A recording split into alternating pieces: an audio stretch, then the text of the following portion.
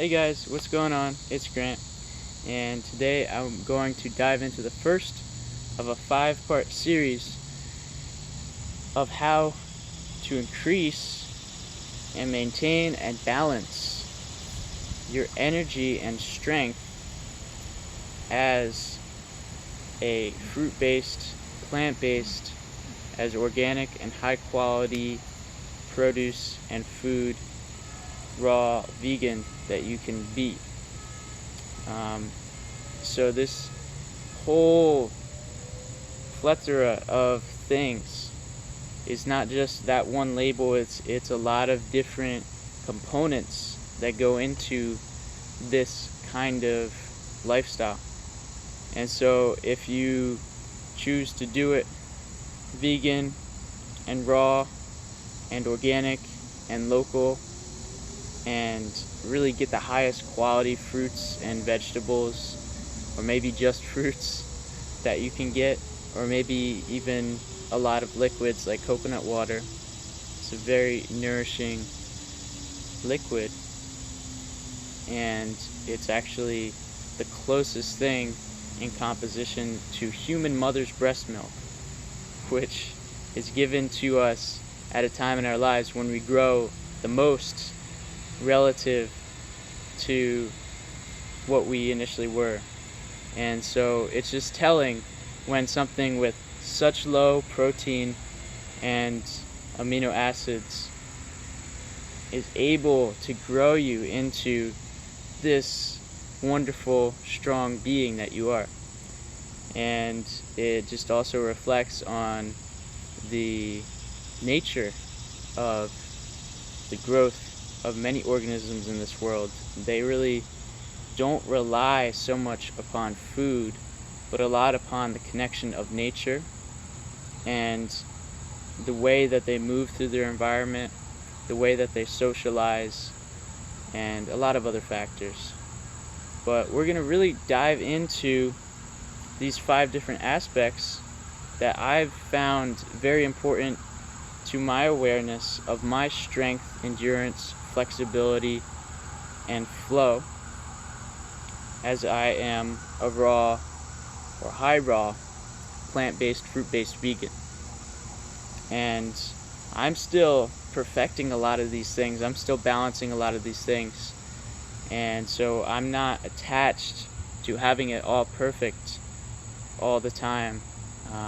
I get that a lot of variables can change throughout our lives, and we can co-create with the universe and with the environment and our communities that we're in, so that we can help to establish simplicity and a healing space and a growing space. But sometimes you do have to kind of learn hard lessons, so it's not always so simple, so clean. So without further ado, I'm going to list these 5 variables, and we're going to dive into the first one today, which is focusing on highest quality fruits and vegetables, and the transition diet if you need it, and with that, intermittent fasts, but intuitive and not forced.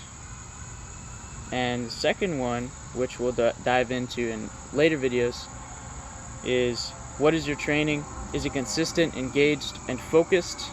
And does it also dive into natural, functional, and expressive movement? Do you have sufficient rest, recovery, and relaxation? That's number 3.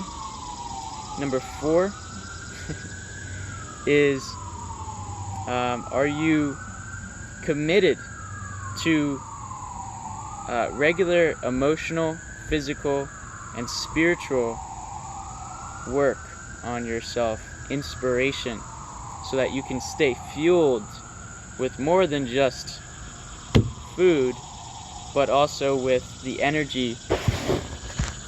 I don't know if IGTV will see that, but the energy that you get from staying connected, staying inspired, staying motivated. And number 5, finally, is just the awareness of how all this energy flows. That's a really important one, because a lot of people are thinking it's just them and the food and their training.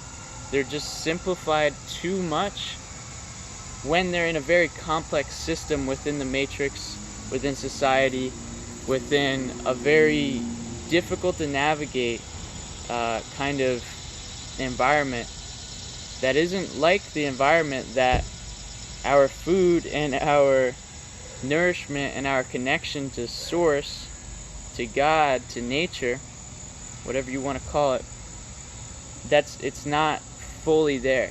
And so when you're not fully connected to nature, and you haven't really ever fully been connected, then it's really difficult to see how to get into it and how to fully balance that. So essentially number 5 is balance, is that awareness, that focus of that energy.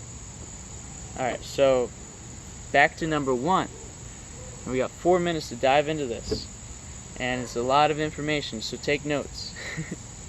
So you want to get the highest quality fruits and whatever other food that you're going to get, whether it's raw, whether it's vegan, and maybe cooked.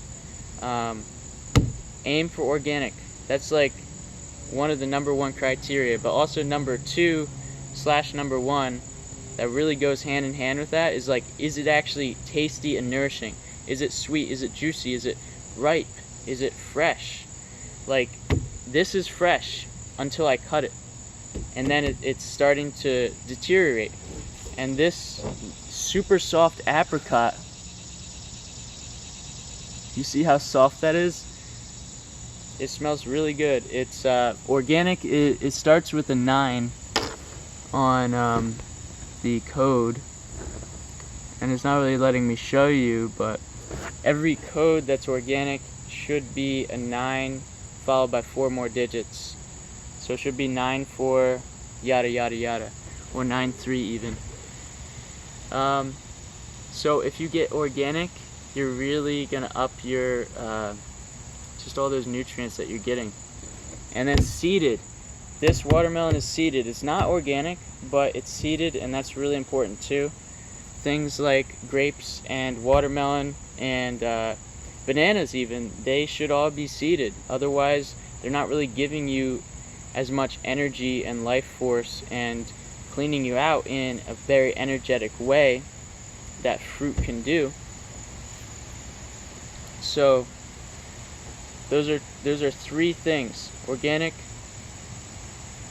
ripe, and good quality, and then seeded. And then also I have a few other things. If you can get a tree ripe, do that. If you can get it fair trade, do that. If you can get it seasonally, do that. Locally, even better. If you can pick it yourself, that's really good. That's an epic start. Alright, and then if you're going to eat other things other than fruit, then aim for young, tender, leafy greens. Lettuces, wild greens, baby greens. Don't eat kale, don't eat spinach, don't eat collards or cabbage unless you actually cook them, steam them.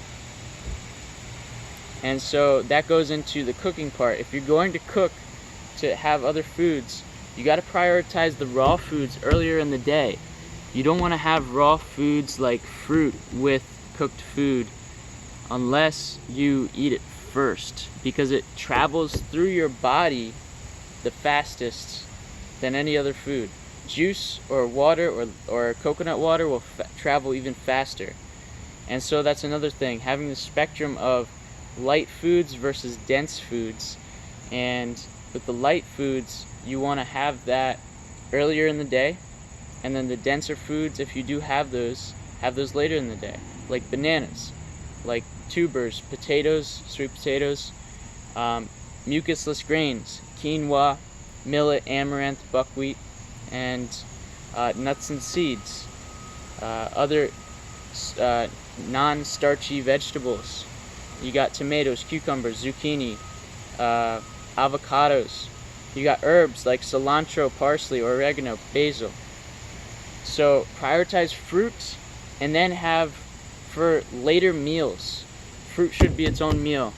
Should food combine properly? Look up food combining and then follow it. and it's at 10:04, so I'm gonna have to split this video. But essentially, transition diet is just incorporating foods that are going to ground you during the evening, and then foods that are going to elevate you during the day, and ideally spreading those elevating foods, those light foods, sun food, energy, light, energy, biophotons, raw living enzymes, and just a peaceful way of eating, ahimsa eating. All that stuff, all that good stuff, you want to maximize and prioritize. And then whatever other foods you might need to eat, maybe you're balling on a budget and you can't buy so much fresh fruit.